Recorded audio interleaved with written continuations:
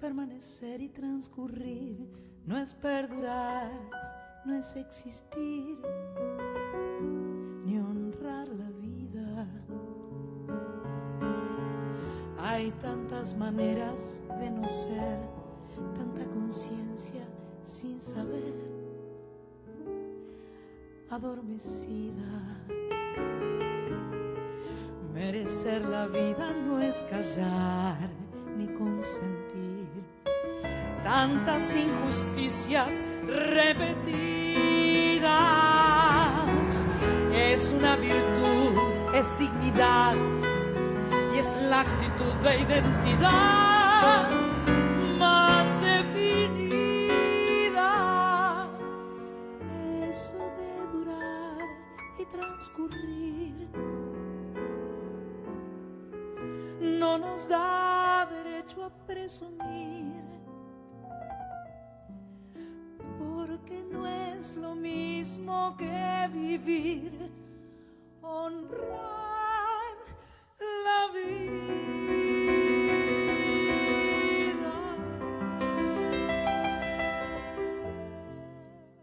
Hola a todos, bienvenidos a un nuevo episodio de Jamás tan Argentino. Hemos hablado en el podcast sobre muchas cosas, el idioma, el fútbol, muchas cosas. Y hoy tenemos un tema muy interesante, un tema que tiene que ver con la resiliencia en frente de dificultades de la vida. Y estoy muy contento de tener mi amigo Paul conmigo hoy. Paul, ¿te querés presentar? Bueno, sí, ¿qué tal? Hola a todos. Bueno, mi nombre es Pablo Macor, mis amigos y mi familia me dicen Paul. Em, bueno, tengo 50 años y ¿quieres que cuente un poquito de a qué me dedico y eso? Sí, claro.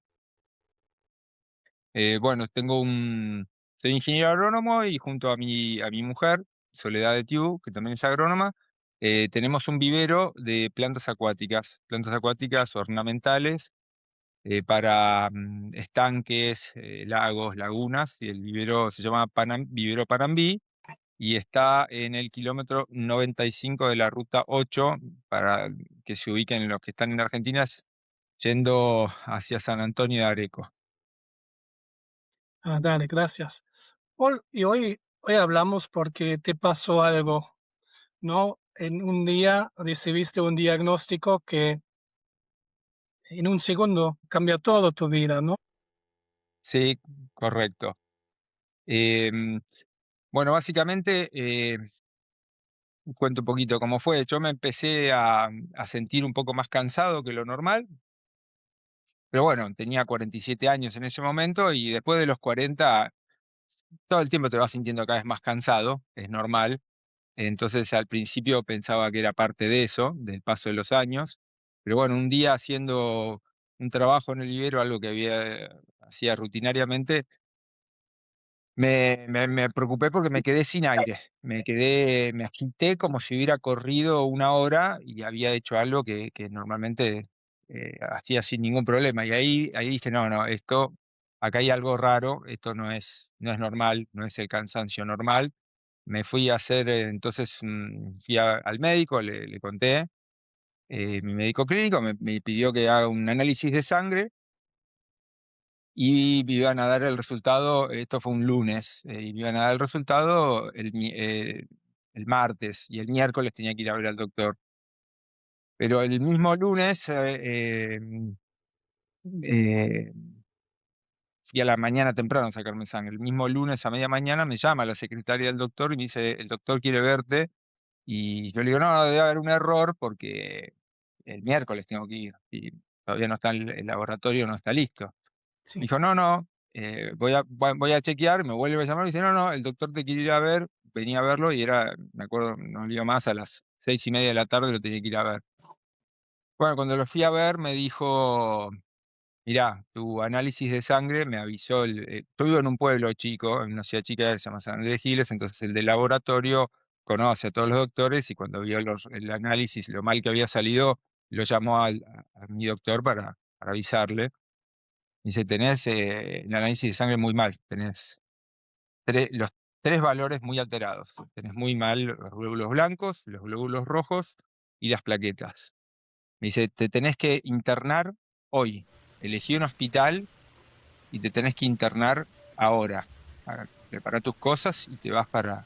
Me recomendó un par de hospitales, de acuerdo a mi obra social, y bueno, volví a mi casa y le dije a mi mujer, por supuesto, bueno, fue un momento tremendo. Yo todavía no sabía lo que tenía, pero ya sabía que no era algo tranqui, digamos. Y bueno, arreglamos, dejamos a nuestras hijas con unos amigos y nos fuimos con mi mujer al Hospital Austral en Pilar. El doctor me había hecho una notita para que me dijo: mostrale esto al del hospital y te van a internar enseguida. No me olvido más cuando la recepción vieron la notita y el resultado de mi sangre, cómo se le abrieron los ojos a la mujer. Y bueno, me hicieron pasar ahí y bueno, me internaron en una salita de la guardia. Bueno, y ahí me sacaron sangre y de vuelta y después me hicieron una punción de médula ósea, que te sacan una muestra en ese caso fue de la cadera. Y nada, fueron un par de días de estar ahí esperando para saber cuál era lo que me estaba pasando, con una angustia. Quedé ahí encerrado en la guardia, no podía salir.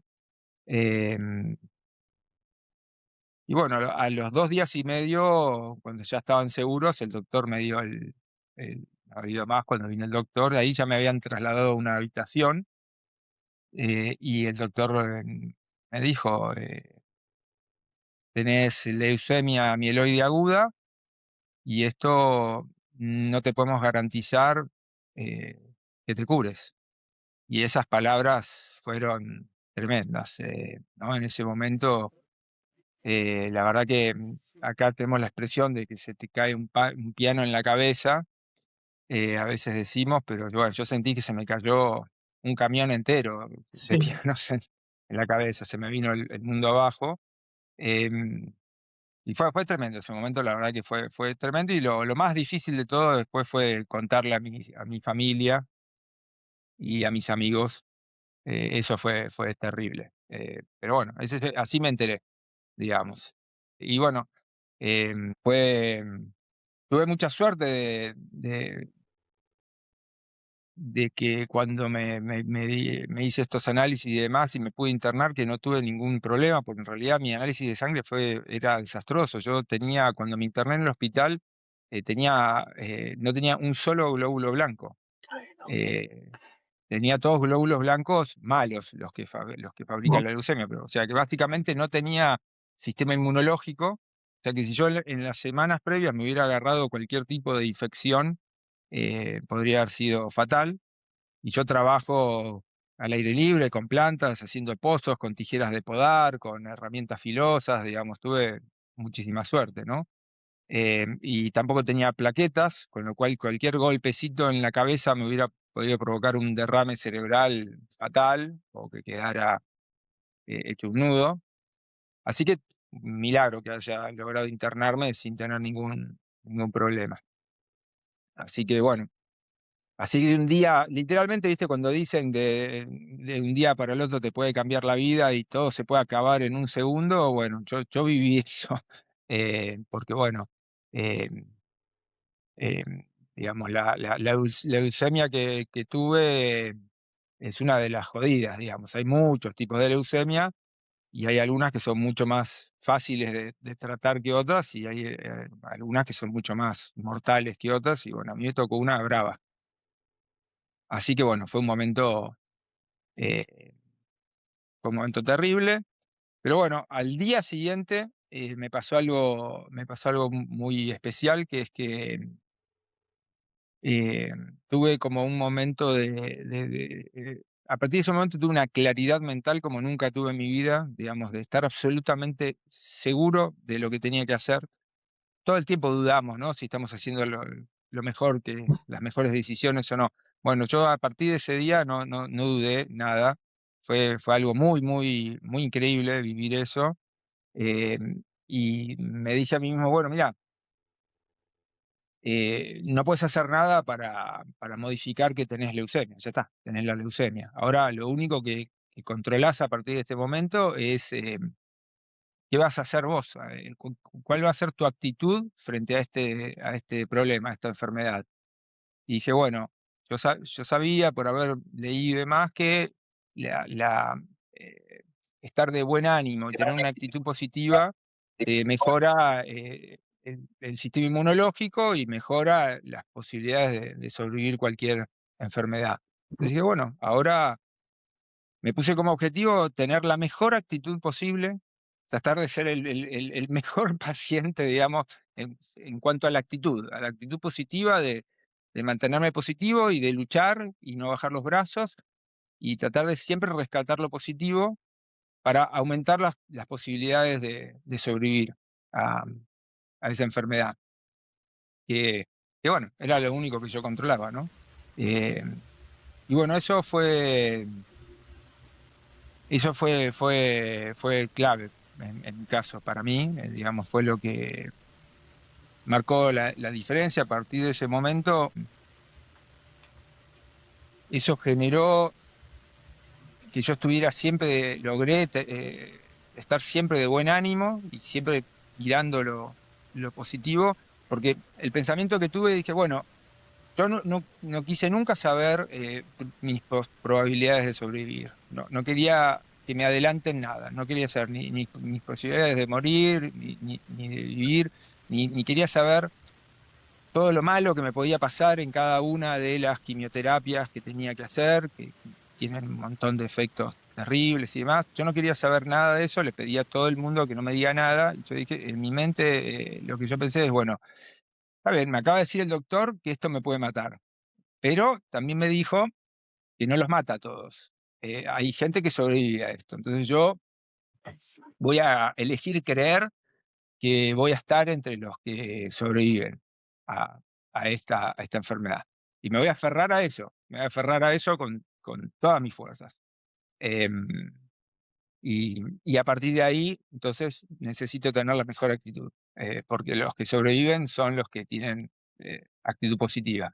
Este tipo de enfermedades con tratamientos muy largos, muy difíciles, muy duros, eh, es fundamental luchar, tenés que luchar y perseverar y para eso necesitas estar bien, estar positivo. Si dejás caer los brazos, eh, yo creo que es imposible atravesar una de estas cosas con éxito.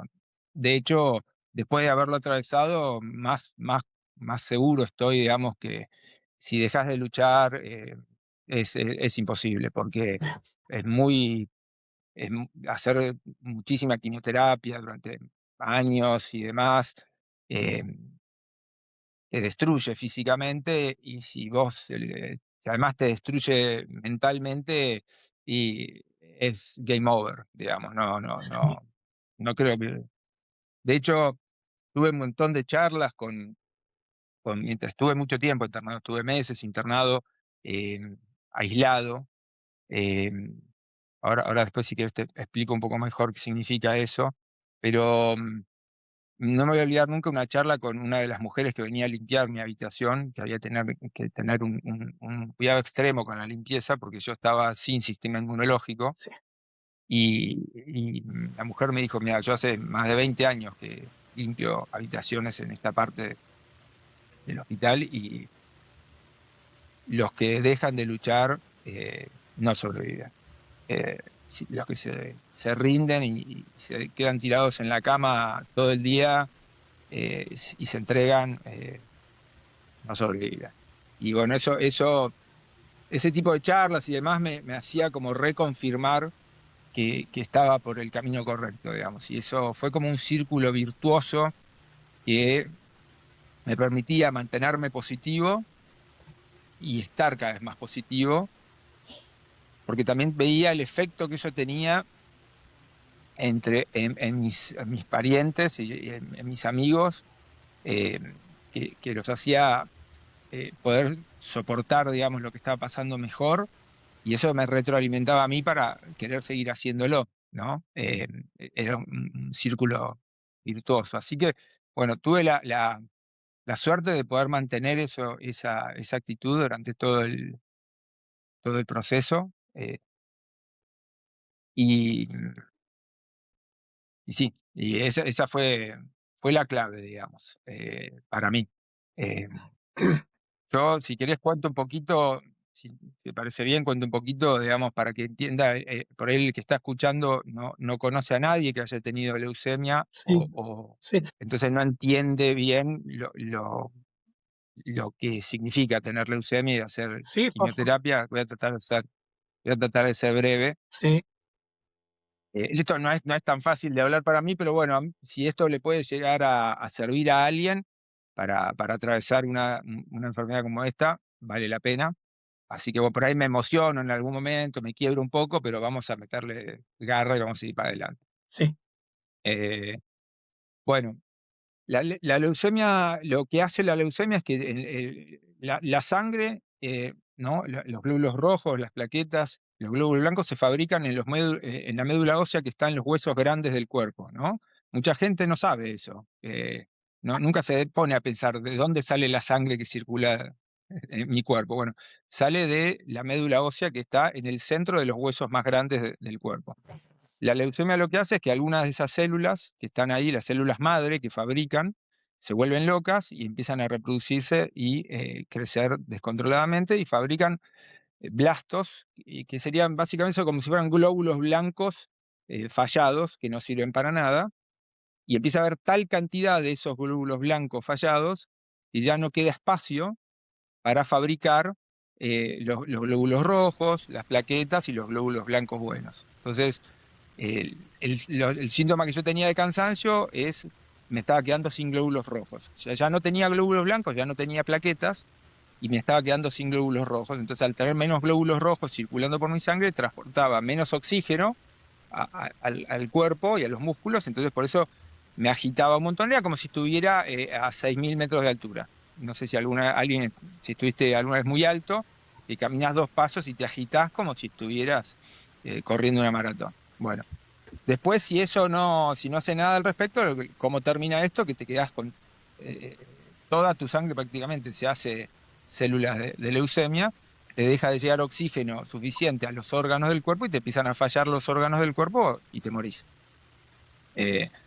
Mi situación era nada, yo si no se hacía nada, me quedaban meses, digamos, no me quedaba mucho tiempo para vivir. Sí o sí tenía que intentar hacer el trasplante de médula ósea, que consiste en que es matar a través de quimioterapia a tu médula ósea, o sea, a todas las células que fabrican tu sangre y tu sistema inmunológico, matarlas a todas hasta la última, y después de haber matado a todas, hay que introducir las células madre de la médula ósea de un donante, Eh, que en mi caso fue mi hermana.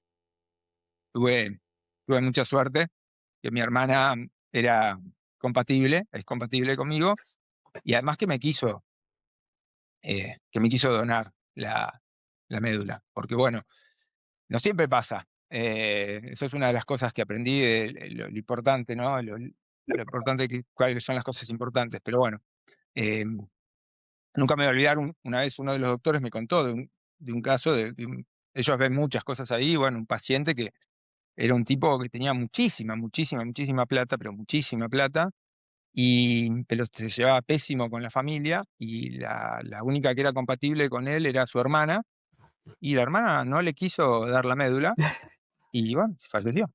En estos momentos es cuando te das cuenta que la plata, si algo aprendí, que la plata es importante por un montón de cosas, pero claramente no es lo más importante. eh, Claramente no es lo más importante. En ese momento, toda la plata del mundo no me servía para nada. Podía ser el más millonario del mundo y me iba a morir igual si el trasplante no funcionaba. eh, Eh, bueno, la cuestión es que entonces, como yo tenía que hacer entonces quimioterapia para poder matar hasta la última célula mala y buena, todas las células de mi médula ósea, y recién ahí hacer el trasplante. Eh, entonces, mientras hacía eso, tenía que estar aislado en una habitación del hospital. No podía ver a nadie, solamente podía ver a mi mujer y a mi madre, nada más, no podía ver a mis padres, a mi padre, a mis hermanos, no podía ver a mis hijas. Estuve meses, estuve en total, no seguidos, pero estuve 2 meses y medio aislado. Una habitación hermética con doble puerta, con presión de aire positiva, que significa que ese aire filtrado se inyecta a la habitación para que no pueda entrar aire del exterior. Yo no podía salir ni al pasillo del hospital y nunca podían estar las dos puertas abiertas de la habitación al mismo tiempo. Y todo el personal que entraba, todos, tenían que cubrirse de pies a cabeza con, viste, material, barbijo, cubrirse la ropa, bueno, era tremendo, ¿no? Ese nivel de aislamiento. Em, y así que bueno, es una situación re difícil, porque vos estás muchísimo tiempo solo, totalmente aislado. Por suerte, bueno, con teléfono, tablet y demás, hoy en día tenés muchas posibilidades de...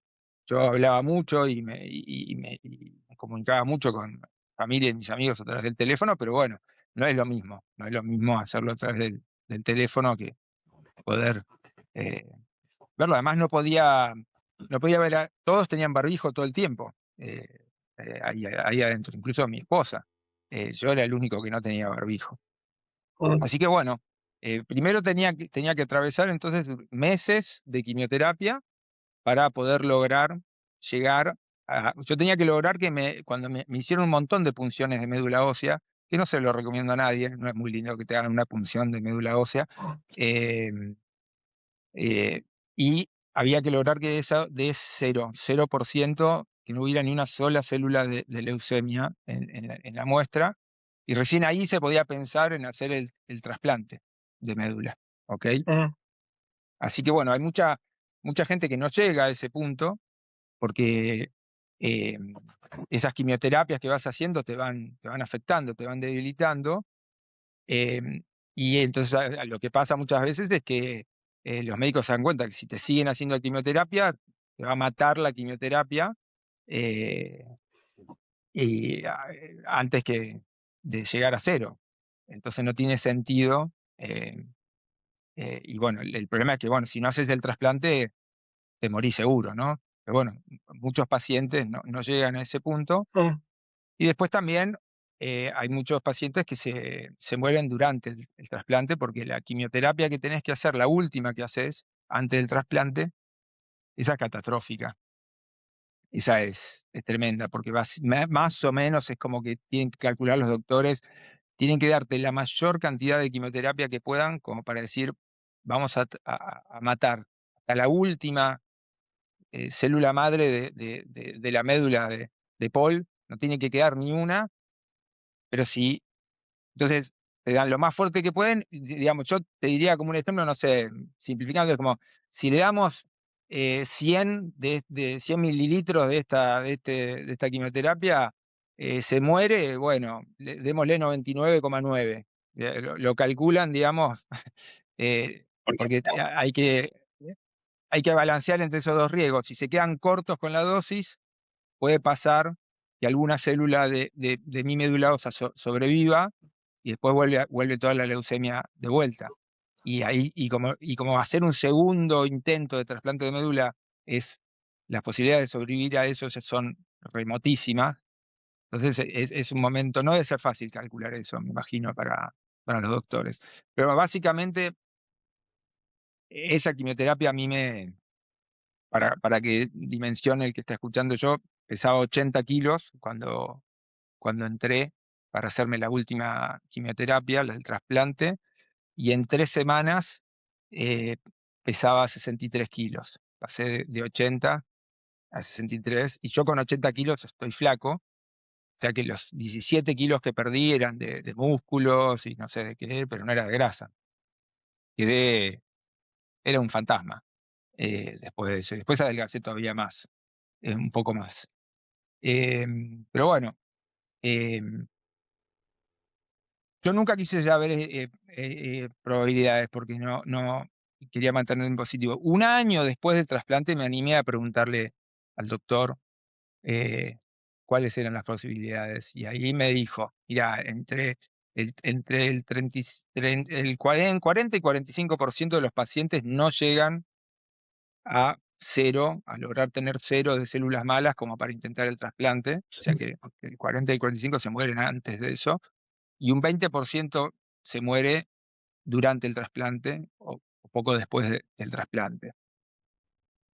Sí, Así que ya en ese punto, cuando yo averigüé, ya tenía menos del 50% de probabilidades. O sea, había habido más chances de que estuviera muerto de que estuviera vivo en ese momento. sí, Y no me animé a preguntar, bueno, ¿cuántos se mueren un año después del trasplante o 2 años? sí, Eso todavía no me animo a preguntarlo, no quiero saber. Yo sí, ya voy 2 años y medio después del trasplante. Y bueno, no sé, cuando cumpla 3 años, por ahí me animaré a preguntar cuántos se mueren hasta los 2 años y así hasta. sí. Hay que pasar 5 años aproximadamente. Mm, Se considera que ahí ya está. Em, pero bueno, lo que tiene esto, que es como de incertidumbre muy difícil de manejar, es que cada paciente con leucemia que se hace un trasplante es una situación única e irrepetible. Entonces lo que le pasa, porque es una combinación única de ese paciente con una médula de un donante, y eso nunca se repite. En otro caso va a ser otro paciente con una médula distinta. Entonces los problemas y todas las complicaciones que puede haber en cada caso son distintas, y que a un paciente haya tenido esta complicación no implica que eso te pueda pasar a vos. Entonces hay un nivel de incertidumbre altísimo, y eso no es fácil de manejar, porque cuando uno pregunta, bueno, ¿qué es lo que me puede pasar? Y del otro lado la respuesta es, nadie lo sabe. Eh, Va a haber que esperar y ver.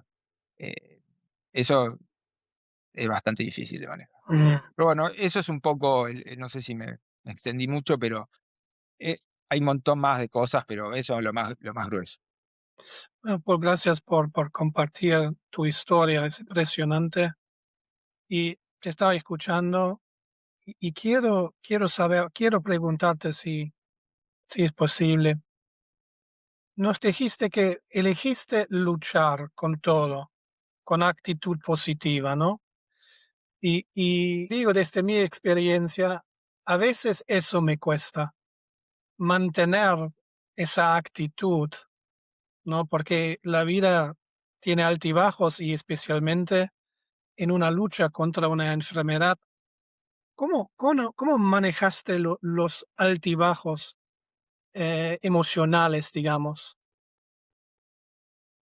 Mirá, me pasó, no sé muy bien cómo hice, te digo la verdad. Yo creo que uno hace lo que le sale, ¿no? Uno hace lo que puede. Es una situación tan límite. A mí lo que me pasó es que al empezar a tener esta actitud positiva,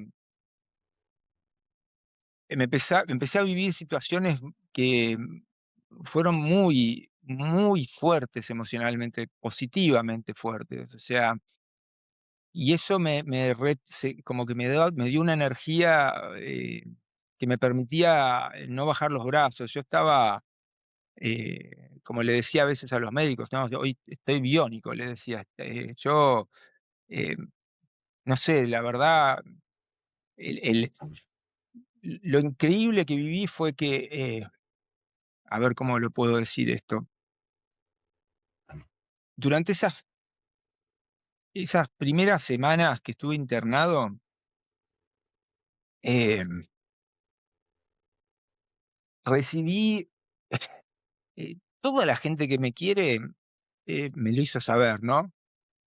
Acá me emociona un poco, pero bueno, fue como, yo escribí muchas cosas cuando estuve internado. Hoy estuve repasando algunas de cosas que no me quiero olvidar nunca más, que sentí y que viví. Y bueno, y una de las cosas que puse es que sentí que como que todos los que me querían me abrazaron el corazón todos juntos al mismo tiempo, ¿no? Y fue como una avalancha de amor. Esa es la manera que encuentro para explicarlo, que fue una de las sensaciones más maravillosas que sentí en toda mi vida. Entonces, lo increíble, lo que me pasó es que estando internado haciendo quimioterapia, en una situación que cuando la veo ahora, con el paso del tiempo, era súper angustiante, desesperante, era una situación, una pesadilla, digamos, ¿no? Em, Sin embargo, yo viví algunos de los momentos más felices y más increíbles de mi vida, em, eh, atravesando eso. Y eso a mí me dio una, una fuerza para seguir luchando que no se me acababa. No me podía dormir a la noche cuando estaba internado. Me estaban haciendo quimioterapia, ¿viste? La quimioterapia básicamente es tomar veneno. O sea, ¿no? Para el que no sepa, son drogas, hay un montón de drogas distintas que lo que hacen es matan células humanas que se están multiplicando y dividiendo. Y matan más todavía a las que se están dividiendo y multiplicando más rápido. Sí, Entonces, por eso matan más a las cancerosas, pero matan a todas las células humanas, no solamente a las malas. Entonces, bueno, es tomar veneno. Y nada, es una situación y te dice, bueno, durante los próximos meses vas a tomar veneno regularmente y vamos, cruzamos los dedos que el veneno mate a la leucemia antes de que te mate a vos. Esa es la situación, ¿no?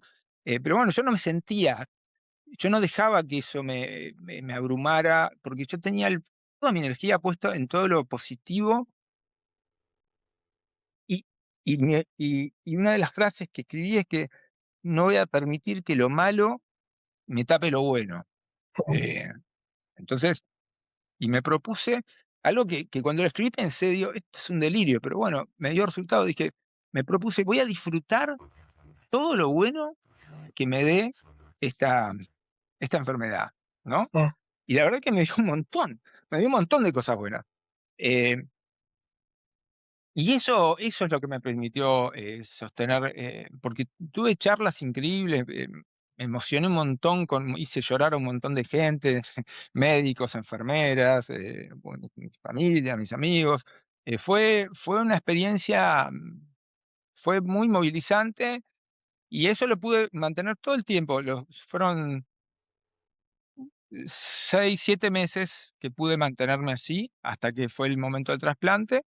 Y después del trasplante, ahí cambió porque la quimioterapia del trasplante me destruyó. Esa fue tremenda. Esa fue catastrófica, me mm, dejó, era un fantasma. Envejecí 30 años en 3 semanas. Em, para los que están escuchando que nunca vieron a alguien atravesar una cosa así, parecía una idea. Cuando volví a mi casa, finalmente, estaba tan débil que dormía, estaba acostado todo el día, no, apenas tenía, me acuerdo mis proyectos de qué voy a hacer hoy es voy a ver si logro tener la fuerza para ir y salir al jardín y acostarme en una reposera que tengo ahí 10 minutos y ver si logro aguantar eso. Ese era mi programa de todo el día, no había más. Me acuerdo que en un momento, eh, bueno, también una de las cosas que me ayudó un montón es que me puse a pensar qué cosas podía hacer por la gente que me quería. En vez de pensar en hacer cosas para mí, me puse como objetivo, bueno, con todas las limitaciones que tengo, con todos los problemas, traté de buscar la manera de regalarle cosas, de hacer cosas por los que quiero. mm, Eso me ayudó un montón y una de las cosas, organicé, mi mujer, nuestro jardín estaba medio feo, medio abandonado, porque bueno, tenemos un vivero, nunca tenemos tiempo para ocuparnos de nuestro jardín, casa de herrero, cuchillo de palo, y logré organizar que unos amigos, clientes del vivero, gente que quiero muchísimo, nos hicieran como un operativo jardín, y de sorpresa, para el cumpleaños de mi mujer, no, perdón, para mi cumpleaños, que acomodaran el jardín y que mi mujer llegara a mi casa después de trabajar, porque ella se tuvo que hacer cargo de todo, yo no pude trabajar durante meses, y que estuviera todo el jardín con florcitas, que estuviera lindo. Y bueno, y en parte de eso nos acomodaron un cantero para poner unos tomates para hacer una huerta. Y me acuerdo que fue increíble, eso no me voy a olvidar nunca, ese día fue mágico, fue un cumpleaños, yo no podía ni caminar, pero estaba feliz y fue muy emocionante. y nos regalaron plantines de tomates. Y yo entonces en los días siguientes dije, bueno, yo le voy a regalar a Sole que los voy a plantar yo. Mm. Los plantines venían en una maceta chiquitita, imagínate algo del tamaño de un vaso. Es hacer plantar eso es hacer un pocito que es nada, es una pavada, ¿no? Y bueno, había 12 plantines. Y dije, bueno, mañana planto los tomates. Fui a plantarlos, planté dos. Planté dos de esas mini plantitas y no podía más. Ese día no pude hacer más nada. Entonces, estaba físicamente destruido. Mm. Bueno, ahí cambió, ahí me costó mucho más mantenerme positivo, porque esa recuperación de eso fue mucho más lenta. Fue tan lenta la recuperación, tan lenta, que era difícil percibir la mejoría. ¿Me entendés lo que quiero decir? Y eso, entonces era muy difícil mantenerse positivo porque yo tenía la sensación de que no estaba avanzando en muchos momentos. Y con tanta incertidumbre también estaba el miedo de ¿mejoraré más allá de esto? ¿O esta es mi nueva realidad y voy a quedar así? Y ya hay un montón de cosas que no voy a poder hacer. Y todo eso fue mucho más difícil. La recuperación, o sea, lo loco es que eh, lo que a priori uno pensaría que hubiera sido lo más difícil para atravesar, en mi caso no fue así, sino que lo más difícil fue lo que vino después, y en especial me costó un montón cuando estuve mucho tiempo sin poder trabajar porque me sentía terriblemente mal de no poder estar eh, cumpliendo mi función de padre de familia, de proveedor de mis hijas y de mi mujer. Eso fue catastrófico para mi estado de ánimo. Pero bueno, ahí lo que hice es tratar todo el tiempo de hablarme y decir, bueno, hay que seguir luchando, hay que seguir luchando, hay que seguir luchando. Y después también hice mucha terapia Mm. mientras estuve internado y después también. Y permitirme, y me costó mucho, pero finalmente lo logré, permitirme aceptar que, bueno, no vas a estar bien todo el tiempo. No sos un superhéroe, digamos. Estar el 100% del tiempo con actitud positiva y nunca flaquear, es imposible. Mm. No seas eh, eso es algo difícil de hacer. Primero, aceptar que uno está siendo demasiado exigente con uno mismo, que está siendo cruel incluso con Sí. uno mismo. Eso no es fácil de ver y de aceptar. Pero bueno, finalmente pude hacerlo. Y bueno, tuve un sub y baja. Tenía mejores momentos y peores momentos, y cuando estaba en los peores momentos trataba de no torturarme y decir, bueno, esto es una ola, es una onda, ahora estás en la parte de abajo, ya volverás a subir. eh, y siempre una de las cosas importantes es nunca perder la esperanza de que va a volver a mejorar la cosa. Eso fue clave, digamos. O sea, eh, es como que hay que hacer una dieta de los pensamientos negativos. O Sí. sea, pero no es fácil, porque igual que hacer una dieta, no es fácil hacer dieta. Hay momentos en que te tentás y te comes algo que no tenías que comer, y bueno, con los pensamientos negativos también te pasa. Hay momentos en que se te cuelan un par y tenés un par de días que estás para atrás. eh, pero bueno, yo trataba siempre ahí de aferrarme bueno, el sol va a volver a salir, va a volver a salir, y siempre que llovió paró, y bueno, y a mí lo que me hizo poder atravesar todo esto, bueno, es mis hijas y mi mujer. Eh, eso yo quería ver crecer a mis hijas, ¿entendés? O sea, eh, quería estar ahí para ayudarlas, eh, para acompañar a mi mujer, y quiero poder envejecer junto a mi esposa. Y bueno, y si tengo y eso es cuando decís, bueno, hay que hacer lo que hay que hacer. Sí. Esto a mí me dio energía infinita, digamos, más allá, si ¿entendés? O sea, son dos cosas. eso no impide el bajón, el que uno se deprima y se sienta mal y se ponga de mal humor y se harte porque los síntomas y los malestares y todos los problemas físicos que te genera todo esto te queman la cabeza y hay días que, viste, decís, hasta que lo tiró, esto, ¿cuándo se me va a ir esto? Estoy hace años ya con este problema, pero lo que sí hace es que nunca se me acaba la energía para seguir luchando. O sea, Sí, eso no se va a acabar nunca. ¿Mm? bueno.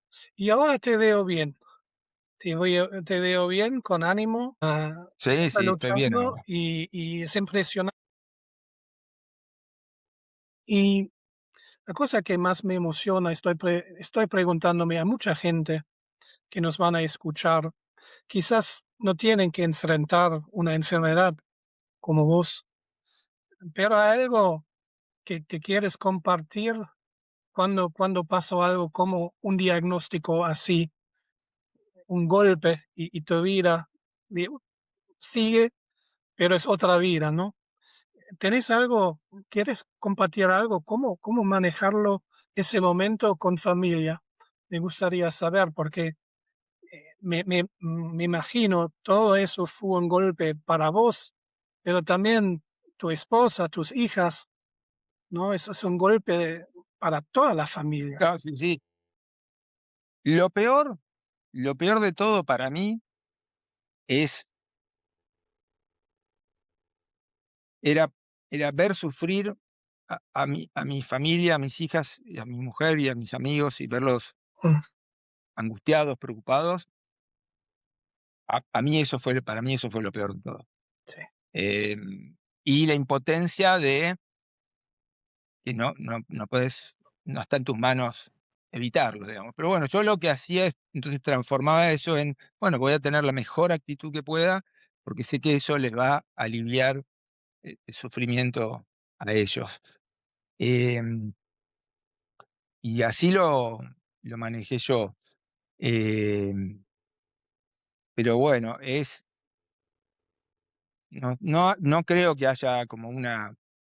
Cada persona es distinta, cada enfermedad es distinta, también depende en qué momento, a la misma persona, la misma enfermedad, depende en qué momento de su vida lo agarre, le puede afectar de una manera u otra, no es lo mismo cuando tenés 20, 40, 50. Yo sí, no sé, lo que me gustaría transmitir a alguien por ahí que le toca esto, es que no,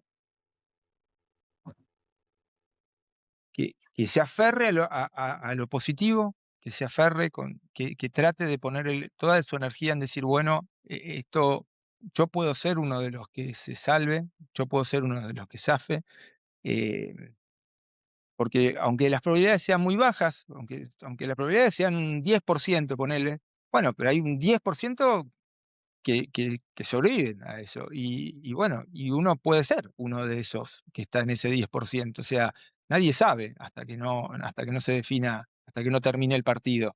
Eh, y, y en mi caso, lo que a mí atravesar todo esto a mí me hizo, fue algo increíble. Yo hice un aprendizaje, un viaje alucinante, donde obviamente no es algo que le recomiendo a nadie porque, bueno, es durísimo, digamos, pero yo pude ver con una claridad absoluta, una certeza absoluta, qué es lo más importante para mí en mi vida.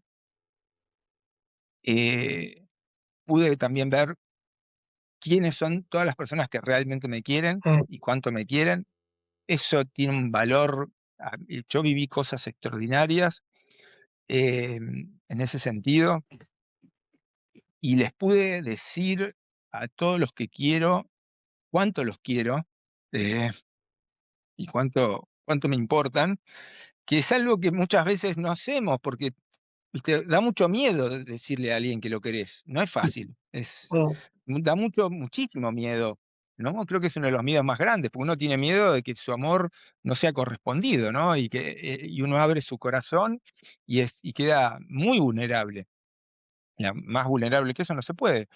Pero bueno, atravesar esto me permitió que ese miedo desaparezca y, Y bueno, yo ahora sé que lo más importante que tengo en mi vida son mis hijas y mi mujer, eh, y que todos mis seres queridos, eso es lo que es importante en mi vida, digamos, todo lo demás. Mira que yo soy un tipo apasionado de mi trabajo, yo soy de esos tipos, soy un tipo muy suertudo que tengo una pasión desde chiquito por las plantas.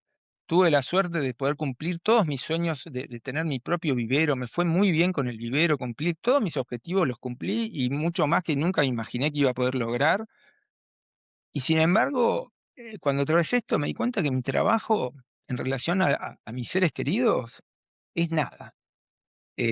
Yo todo el tiempo nunca pensé en mi trabajo mientras Sí, estuve internado, ni un segundo. sí, Y ni hablar de cosas materiales. O sea, no tuve un instante donde pensara, uy, quiero curarme para poder comprar tal cosa. ¿Qué sé yo? Eso no importa nada. sí, Pero nada, la nada total. Entonces eso ahora me permite tener otra perspectiva y tener mucho más claras las prioridades y qué es lo que realmente importa.